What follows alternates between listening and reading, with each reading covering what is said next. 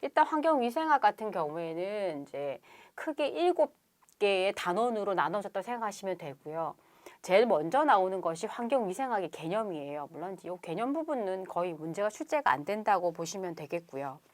그 다음에 이제 나오는 게 대기 환경이에요. 대기 환경이고, 그 다음에 대기 오염하고 공중 이용 시설 부분. 이제 특히 이제 공중 이용 시설 부분 같은 경우에 이제 새로 부과된 그런 내용들이라고 보시면 되겠고, 뭐 물론 문제 출제가 된 것은 아닙니다만 오히려 이제 문제 출제는 대기 환경이나 대기 오염 부분이 훨씬 더 많죠. 이제 그 다음이 이제 급수 오염 부분, 그 다음이 수질 오염, 그리고 폐하수 처리, 생활 의료 폐기물 위생 관리. 그래서 여러 가지 이제 의료에 관련이 된 의료 폐기물이라던가, 그러니까 오폐수, 정화 부분들, 이제 그런 부분들이 여기에 해당이 되겠고요.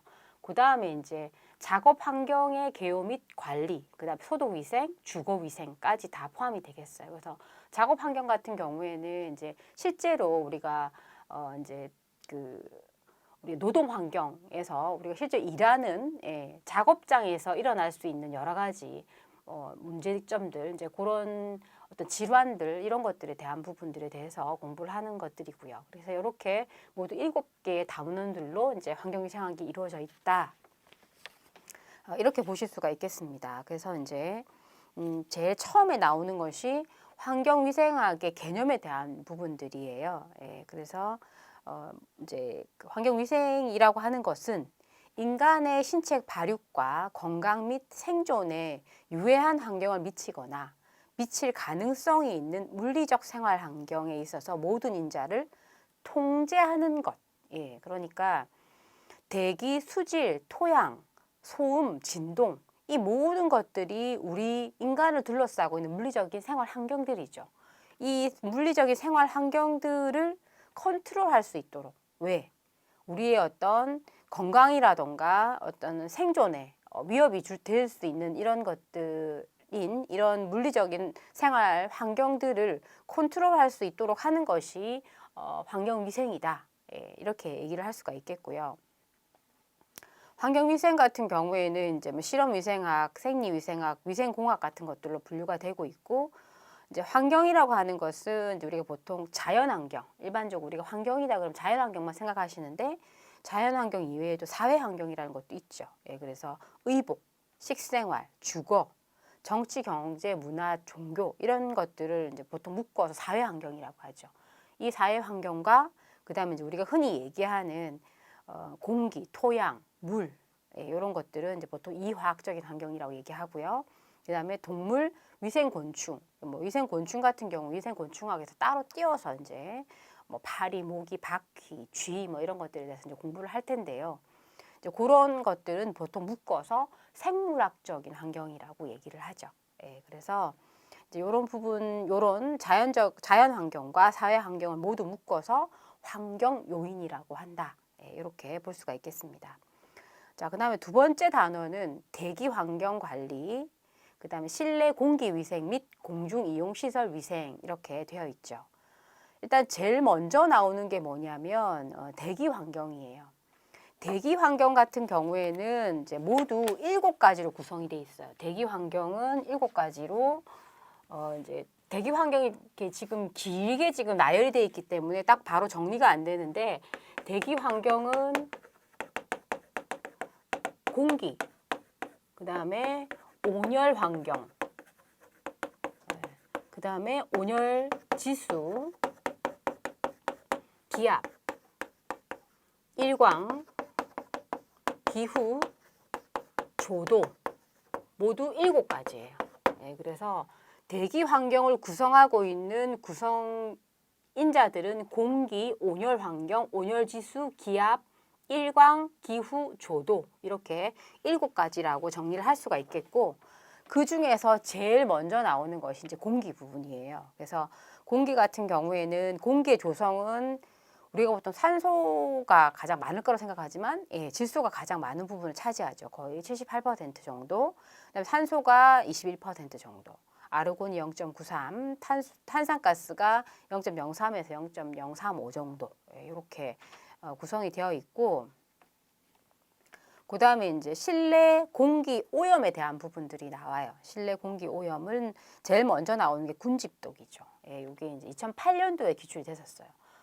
사실은 이제 13년도까지가 지금 기출 문제에 대한 부분들이 오픈이 됐었었는데 그 이후부터는 기출 문제가 그러니까 위생사 시험 기출됐던 문제들, 예, 시험에 실제로 나왔던 문제들에 대해서 오픈이 안 돼요. 그 뒤부터. 그래서 이제 제가 주로 말씀드리는 부분은 2013년도까지 기출이 됐던 문제, 오픈이 됐던 문제들을 중심으로, 예, 기출이 됐었다, 안 됐었다, 중요하다, 이렇게 제가 주로 말씀을 드릴 거예요. 그래서 이 군집독 같은 경우에는 2008년도에 기출이 됐던 문제인데, 군집독이라고 하는 것은 다수인이 밀폐된 공간에 있을 때 실내 공기의 물리적, 화학적 조성의 변화로 두통, 구토, 메스꺼움, 현기증, 불쾌감, 식욕부진 등을 유발하는 것을 군집독이라고 한다. 그러니까 아까 처음에 말씀드린 대로 공기의 조성이 질소 뭐 78.09, 산소 20.95, 아르곤 0.93 이게 쭉 정해져 있죠.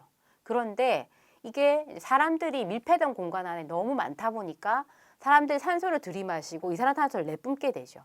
그러다 보니까 실제로 금방 말씀드렸던 질소, 산소, 아르곤, 탄산가스의 비율이 딱 정해져 있는 공기의 조성이 달라지게 되는 겁니다. 탄산가스의 비율이 높아진다거나, 예, 이렇게 해서 실내 공기의 물리적, 화학적 조성이 달라지게 되죠. 왜? 밀폐된 공간 안에 사람이 너무 많아져서. 가장 대표적인 곳이 감옥 같은 곳이죠. 예, 그래서 이제 사람들이 유치장 뭐 이런 곳, 예, 그래서 이제 그런 밀폐된 공간에 사람이 너무 많은 경우, 물론 요즘은 그렇게 많이 뭐 같이 있다고 하진 않습니다만 어쨌든 간에 그래서 이러한 물리적, 화학적 조성의 변화로 인해서 두통, 구토, 메스꺼움, 현기증, 불쾌감, 식욕부진 같은 것들을 유발하는 것을 군집독이라고 한다. 그래서 옛날에 제가 20대 때 같은 경우에는 영화관을 가면 보통 비 오는 날 안 갔어요. 그때는 이제 공기 정화 시설도 별로 좋지 않고 밀폐된 공간에 한 영화관에 막 사람을 너무 많이 넣어서 막 계단에 앉아 있고 막 그런 게 있었거든요. 그러니까 이제 날씨가 나쁜 날에 가면 진짜로 속이 메스꺼리거나 막 두통이 오는 경우가 있기 때문에 영화관은 비 오는 날 가는 데가 아니야 이런 인식들이 있었어요. 물론 지금은 이제 여러 가지 과학의 발전이라던가 그다음에 여러 가지 시설들이 좋아져서 그런 것들이 없어졌지만 이제 그때 당시에도 지금 생각하면 이게 그게 군집독이었던 것 같아요. 그래서 이제 그런 것들이 있었고요. 그 이외에도 이제 물리적인 변화는 이제 실내 온도가 올라간다던가 습도가 높아진다거나 이제 화학적인 변화 같은 경우에는 이제 아까 말씀드린 대로 군집독에서 이제 뭐 이산화탄소, 이런 것들 그다음에 증가하고 산소가 감소하고 악취가 증가하고 이런 것들이 화학적 변화에 해당이 된다라고 볼 수가 있겠습니다. 그 다음에 이제 실내 공기의 변화를 이제 질소, 산소, 이산화탄소, 그 다음에 일산화탄소, 먼지 이렇게 이제 따로따로 이러한 그 실내 공기의 변화에 대한 부분들을 이제 따로따로 알아보면 질소는 앞에서 말씀드린 대로 공기의 78.09%로 가장 많은 부분을 차지하고요. 그 다음에 이제 잠한병이라는 게 있죠. 우리가 보통 잠수를 할 때 이제 그 잠한병 같은 경우에는 그 고압 상태에서, 그러니까 물 아래로 많이 내려가면 고압 상태가 되죠. 고압 상태에서는 질소가 우리 몸 안에 있는 질소가 혈액이나 지방 조직에 녹아요. 아주 소량씩 녹아서 있다가 이제 나중에 아주 이제 밑에 심해에 있다가 올라올 때 천천히 단계적으로 올라와야 되는데 급격히 올라오면 갑자기 감압이 되죠. 고압 상태에 있다가. 그렇게 되면 감압이 되면서 혈액이나 지방 조직에 녹아있던 질소가 갑작스러운 감압으로 인해서 기포로 바뀌게 됩니다. 그래서 이 기포가 만들어져서 생기는 그런 질환이 잠한병이에요. 그 다음에 이제 그 이외에도 뭐 이상기압, 그래서 그 아주 높은 고산 지역에 올라간다거나 또는 이상고압 이렇게 해서 이상기압이나 이상고압 같은 경우는 이제 그 고산병이라고 얘기를 하죠. 예, 그런 부분들에 대해서 이제 대한 것들이고, 그 다음에 산소 같은 경우에는 이제 1회 호흡 시에 4 내지 5%의 산소가 필요로 하고요. 보통 성인 한 사람이 하루에 필요한 공기량은 13kl 정도예요. 그리고 성인 한 사람이 시간당 필요한 공기의 양은 500ml입니다. 500리터입니다. 그래서 이게 2004년도에 기출됐었어요. 이걸 묻는 문제가. 그래서 그 옆에다가 하나 써두세요. 시간당 성인 한 사람이 시간당 필요한 공기의 양은 500리터 이렇게 하고 2004년이라고 하나 표시를 해두세요. 그래서 그게 이제 기출이 된 적이 있고요.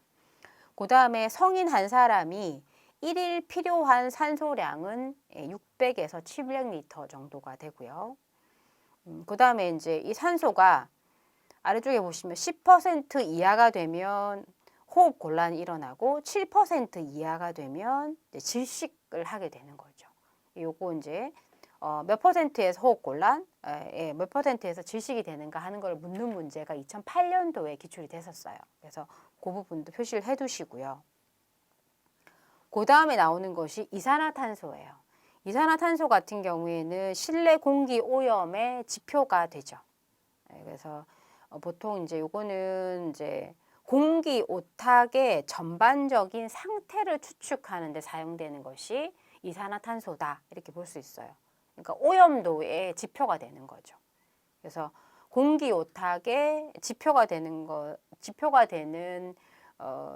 그 공기 성분은 어떤 것인가 이렇게 묻는 문제들이 2006년, 2009년, 2013년 이렇게 계속 기출이 되고 있어요. 그래서 거기다 표시를 해두세요. 이산화탄소는 실내 공기 오염의 지표가 된다. 이 부분은 굉장히 자주 기출이 된다. 이렇게 볼 수가 있고요.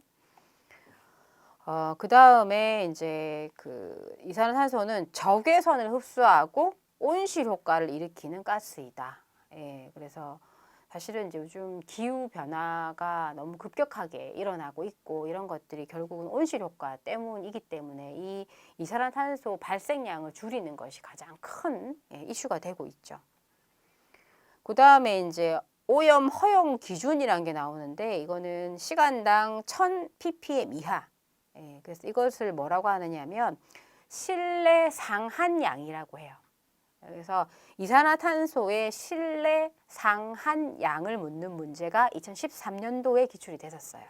그래서 이산화탄소의 실내 상한량은 1000ppm 이하이다. 답은 그렇게 되겠죠. 그 다음 이산화탄소는 10% 이상이 되면 질식하고 7% 이상이 되면 호흡 곤란. 그러니까 위쪽에 있는 산소랑 정반대라고 생각하시면 되죠. 그래서 우리가 산소를 들이마시고 이산화탄소를 내뿜기 때문에 이것도 2008년도에 기출이 됐었어요. 그 다음에 어떤 문제가 또 기출이 됐었냐면 이산화탄소의 서한도를 묻는 문제예요. 이산화탄소의 서한도는 최대 허용 농도를 얘기합니다. 그래서 그 아래쪽에다가 서한도라고 하나 쓰시고요. 서한도라고 하는 것은 최대 허용 농도다. 그래서 이산화탄소의 최대 허용 농도는 0.1%입니다.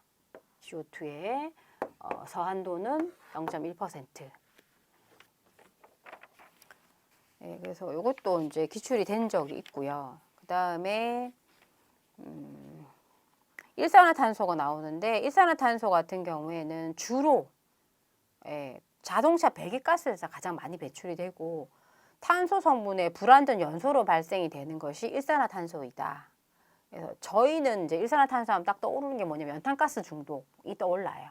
그래서 연탄가스에서 이제 많이 이제 그 나오는 가스인데 지금은 이제 거의 연탄을 난방을 하지 않기 때문에 이제 그런 사고들이 많지 않죠. 그래서 그 아래쪽에 보시면 헤모글로빈과의 친화력이 탄소보다 200에서 300배 정도 강하다 이렇게 돼 있어요. 그러니까 헤모글로빈이라는 것이 헤모글로빈 딱 중간에다 탄소를 부착하는 부위가 정해져 있거든요. 그래서 헤모글로빈은 우리 몸 안에 있는 혈액 중에 빨간 색깔을 띠게 되잖아요. 혈액이. 그 붉은색을 띠는 이유가 이 헤모글로빈 때문이에요. 그래서 헤모글로빈은 혈색소라고 합니다. 그러니까 색소예요. 피의 어떤 빨간색을 유지하는 이유는 이 헤모글로빈 때문인데 헤모글로빈에 산소가 실려 있음으로 해서 빨간색을 띠게 되는 거예요. 그래서 헤모글로빈이 산소를 우리 몸 안에서 혈액을 통해서 운반을 하게 되는데 이때 일산화탄소에 노출이 된다면 산소보다도 일산화탄소가 훨씬 더 달리기가 빠르다. 얼마나? 200에서 300배나. 그래서 산소랑 일산화탄소가 같이 노출이 된 환경에 있다면 헤모글로빈이 산소를 싣는 것보다도 200배나 300배 정도 더 빠르게 일산화탄소가 헤모글로빈한테 붙어버리는 거예요. 그래서 헤모글로빈이 산소를 운반을 해야 되는데 산소 대신 일산화탄소를 운반하게 되는 거죠. 그렇게 되면 우리 몸 안에 산소 부족으로 엄청나게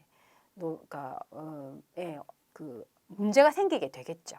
그래서 요거는 2009년도에 이제 헤모글로빈과 그 일산화탄소와의 친화력이 산소보다 몇 배나 높으냐 하고 이제 묻는 문제가 2009년도에 기출됐었고 답은 250배였어요. 예, 그래서 뭐 200배, 300배 사이 혹은 250배 이렇게 이제 알고 계시면 되겠고요. 그 다음에 이제 그 2007년도에 기출이 됐던 문제가 어떤 게 있느냐 하면 그 아래쪽에 보시면 일산화탄소 중독 시 후유증이 쭉 나오죠. 예, 거기에 뭐 중추신경계 장애라던가 운동장애, 언어장애 여러 가지 것들이 나오는데 이제 그런 그 일산화탄소와 헤모글로빈과의 농도에 대한 부분들과 일산화탄소의 이제 후유증이 여러 가지 그러니까 일산화탄소가 산소하고 붙어야 되는데 일산화탄소가 헤모글로빈과 붙었을 때 그러니까 이게 산소랑 연결이 돼야 되잖아요. 그런데 일산화탄소랑 붙게 되는 경우에 이게 20에서 30%가 되면 판단 능력이 둔화가 됩니다. 그 다음에 40에서 50% 정도가 되면 환각 상태가 오게 되고요. 그 다음에 60에서 70%가 되면 혼수 상태가 오게 되고 80에서 90%가 되면 혼수 상태 또는 사망에 이르게 되는 이런 일들이 생기게 돼요. 그래서 그러니까 그 혈액에서 헤모글로빈과 일산화탄소 농도가 20에서 30%는 판단 능력 둔화, 40에서 50%는 환각, 60에서 70%는 혼수 상태, 80에서 90%는 혼수 상태 또는 사망에 이른다. 요거가 2007년도에 기출이 된 적이 있어서 제가 정리를 이제 한번 해봅니다. 그래서 책에는 지금 안 나와 있죠. 그래서 그냥 이런 헤모글로빈에 이제 일산화탄소가 같이 이렇게 결합이 됐었을 때는 그 책에 나와 있는 것처럼 중추신경계 장애라든가 운동장애, 언어장애, 시력 저하, 지능 저하 또는 시야 협착 이런 것들이 생긴다라고 되어 있고 이제 아래쪽에 제가 말씀드린 대로 그 아래쪽에 필기를 해두시는 것이 좋겠습니다. 그래서 보통 우리가 이제 이렇게 일산화탄소에 너무 많이 노출이 됐을 경우에 중독이 돼서 그 일산화탄소 농도가 높아졌을 경우에는 어떻게 이제 보통 치료를 하느냐 하면 고압 산소요법, 그래서 고압 산소 탱크에 들어가도록 사람을 이제 거기다 넣고 고압 산소요법을 이용을 해가지고 이제 일산화탄소와 헤모글로빈을 분리시키는 거죠. 예. 그래서 그 이제 떨어져 나갈 수 있도록 그렇게 하는 방법들이 있습니다. 그 다음에 이제 먼지가 마지막으로 있는데 우리 인체에 영향을 미치는 입자는 0.5에서 5 마이크로. 그래서 요즘 이제 미세먼지, 초미세먼지 뭐 이런 것들이 굉장히 크게 우리 이제 생활에 문제가 되고 있고 미세먼지가 많은 날은 밖에 활동을 할 수도 없고 미세먼지의 허락을 받아야 되는 이제 그런 시절이 왔죠. 그래서 이러한 먼지들은 알레르기 반응이라든가 진폐증이라든가 전염병 같은 것도 유발하고 뭐 그 이외에도 장기적으로 봤을 때 암이라든가 뭐 폐암 같은 것들 이런 여러 가지 것들을 이제 유발하는 걸로 그렇게 알려져 있습니다.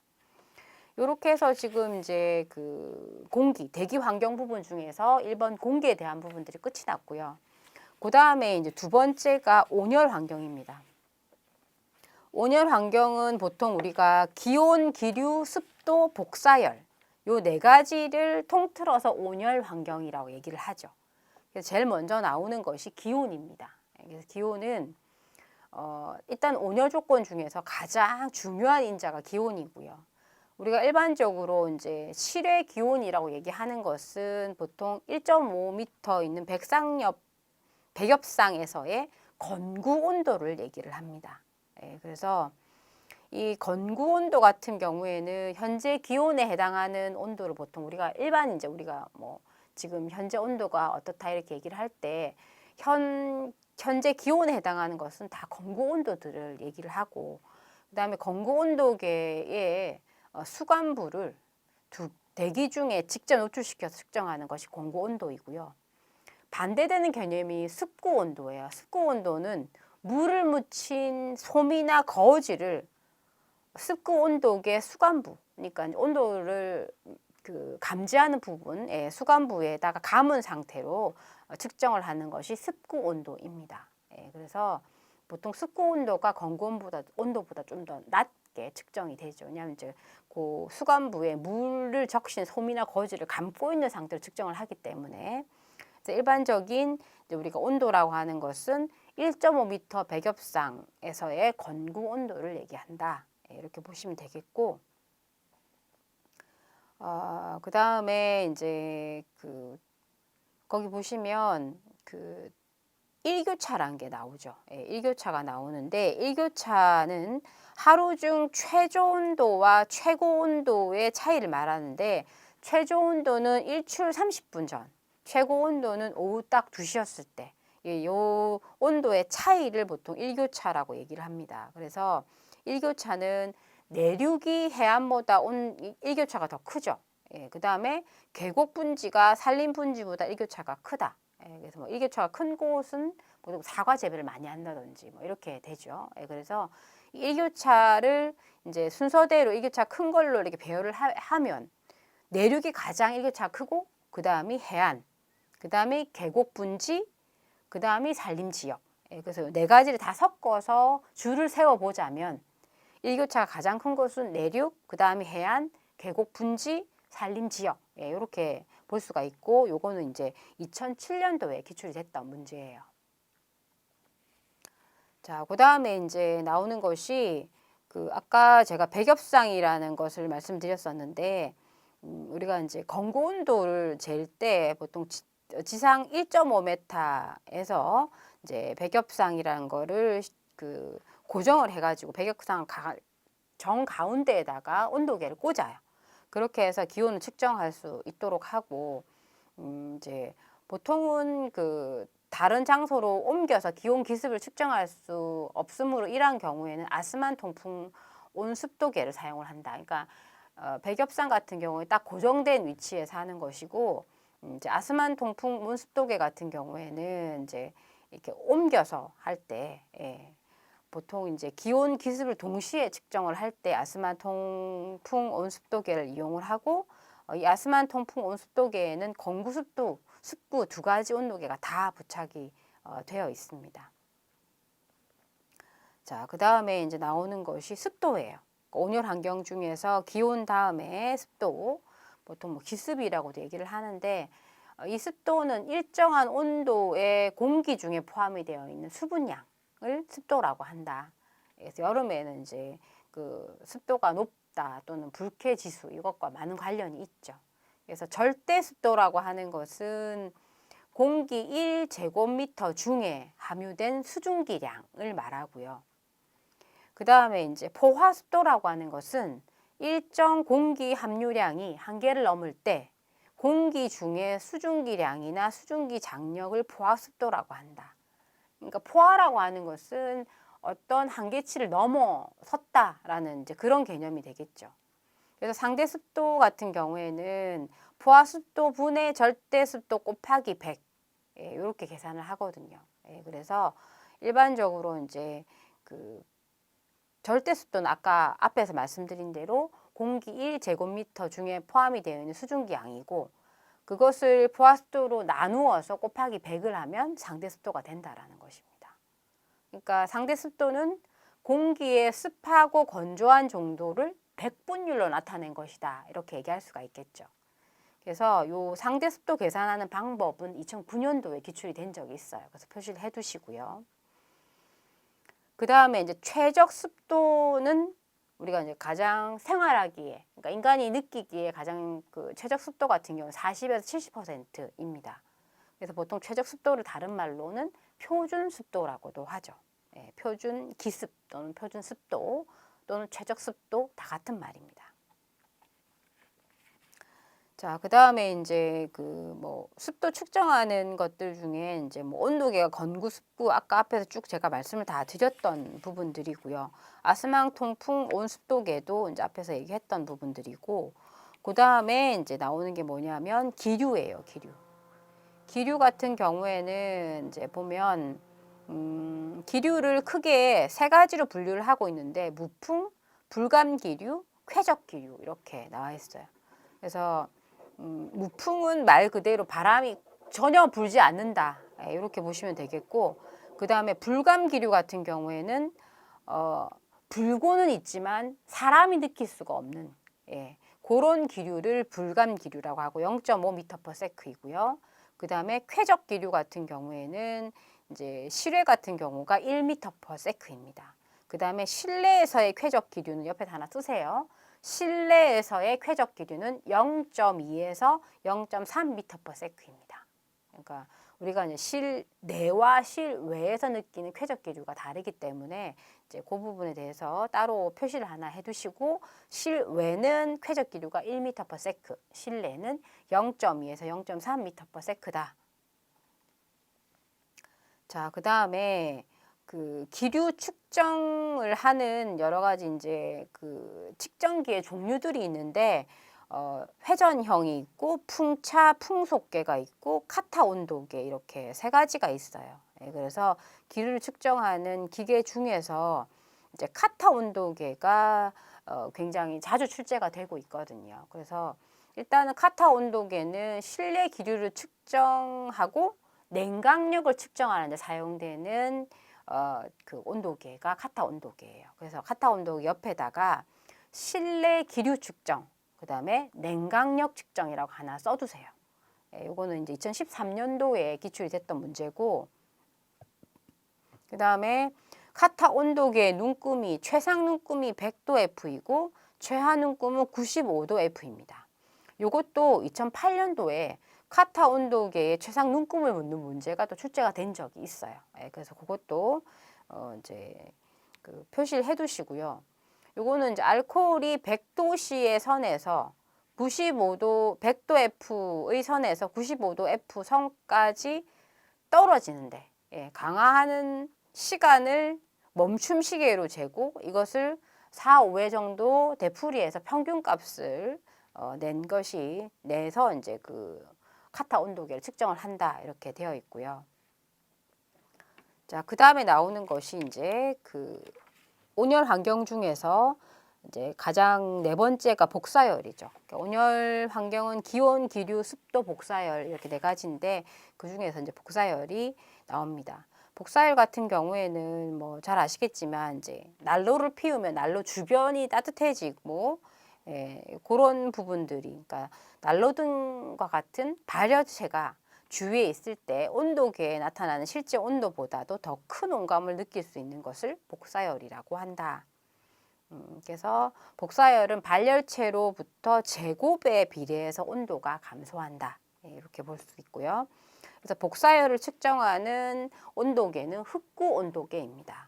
그래서 요거는 이제 복사열 측정하는 온도계를 묻는 문제가 2013년도에 기출이 됐었어요. 그래서 그거는 이제 표시를 해 두시고요. 그래서 흑구 온도계를 왜 흑구 온도라고 하냐면 이제 그 구부 부분이 검게 칠한 동판으로 되어 있어서 그 부분을 이제 그것 때문에 흑구 온도계라고 부른다고 합니다.